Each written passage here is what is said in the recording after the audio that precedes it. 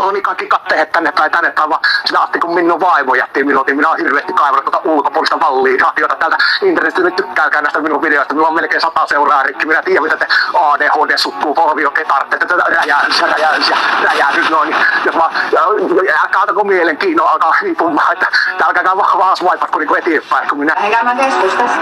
Okei. Mä lupaan, että mä tuun ajoissa. Okei, hei, nyt kuunnelkaa, tää tulee menestymisen ABC. Kaikille tämän ruudun toisessa päässä oleville beta-uroksille. Sun täytyy huuslaa aikapäivässä, sun täytyy miettiä huuslaamista niin kuin hengittämisen. Jos sä et hengitä, sä kuolet. Meikä on herää tänään 4 aamulla, käynyt tunnin lenkillä, käynyt puntilla. Meikä on ollut huuslaamassa siitä asti samaan aikaan, kun sä nukut. Joo, täällä maailmassa on kahdenlaisia ihmisiä. Semmosia, jotka leikkaa kurkkui ja semmosia, jotka leikataan kurkkua. Tuolla on sen näköinen äijä, tuolta leikataan kyllä kurkkuassa ja meikä me pelastaa. Hei, jääpä, mitä ei duuna? Ota tosta. Mulla toinen täällä. Kiitos. Onks näitä ärsyttäviä katuhaastatteluja?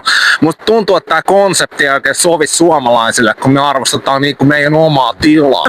Mitä jäpäkää meikäläistä neuvomaan? Se ei tällainen talvitakki päällä keskellä kesäkuumaa ihan sikatyöttömän näköiseen keräämässä varmaan kelakorvauksia. Mitä sä tiedät yhtään mistään mitään? Mitä sä oikein annat tälle yhteiskunnalle arvoa? Eikä tekee TikTokia tot reaktiokonsaa, niinku, että jengi niinku tietää siitä, että miten niinku ajatellaan funtsia asioista. Pahimman kaltaista nollakonsaa, ja sä pöllit toisten menestyvät tuotteen ja sen jälkeen anna sille varmaan 1% arvoa silleen, että sä tuijotat sit ruutua väliin sanoa, että ha, tai jännää.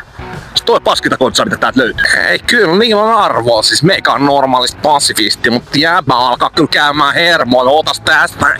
Ai keelit, mä tulee tää jätkä. Se on reaaliassa niinku normi kansalaisia täällä kaupungilla. Hälyttää, että hei, nyt Okei, se lähti menee hyvä, jos kapitalisti siikka vähemmän. Katsotaan mitä muuta täältä löytyy. Wow, jännää. Mitähän toi on tehty aika hyvin, noin paksulta jääpä. Kaverista tuntuu joskus, että on saman viikonloppupäivän aikana. Kiva käy useimmissa baareissa, mutta tuntuu, että on niin kauhean kaukana tuossa. Esimerkiksi, että jos mentäis Seipäaseen.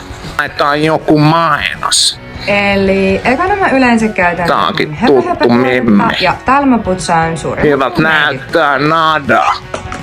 Mitä sä teet täällä? Mene Mä pois. scrollailin tässä. Hei, olisiko sulla ollut heittää parikymppiä piuhalle? Tai meikä joutuu alkaa oikeesti duunaan jotain, vaikka noit internet-mainot. Jos sä voinut jeesaa, niin sano vaikka, että kevään Joo. lähiöbaarikierroksella mukana tai jotain.